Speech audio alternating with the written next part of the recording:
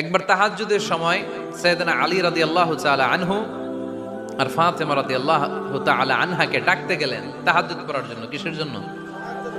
যে ডাকলেন, দরজায় কড়া নাড়লেন, আলী ওঠো, ফাতিমা ওঠো। কিন্তু সাইয়েদনা আলী রাদিয়াল্লাহু তাআলা আনহু বললেন কি জন্য উঠবো? আল্লাহ রাসূল সাল্লাল্লাহু আলাইহি ওয়াসাল্লাম বললেন তাহাজ্জুদের জন্য।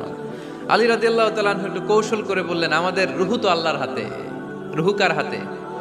আল্লাহ যখন রুহু ফিরাই দিবে তখন ঠিকই উঠবো, পড়বো তাহাজ্জুদের নামাজ, পড়বো, রুহুটা ফিরে আসুক, পড়বো। একটু কৌশল করলেন। তো রাসূল সাল্লাল্লাহু আলাইহি ওয়াসাল্লাম এই কৌশলটারে পছন্দ করলেন না। রাসূল সাল্লাল্লাহু আলাইহি ওয়াসাল্লাম আমি বলা মাত্রই যেন উঠে যায়।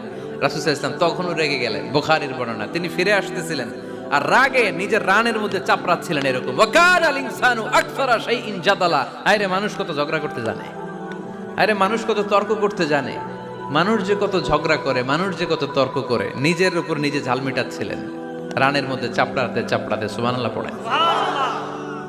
আক্রমণ করলে রাখতেন না, ওটের নারী ভুঁড়ি চাপিয়ে দিলে রাখতেন না, কিন্তু ধর্মীয় বিধান লঙ্ঘিত হলে বিশ্বনবী রেগে যেতেন, চিল্লায় এখন সুবহানাল্লাহ।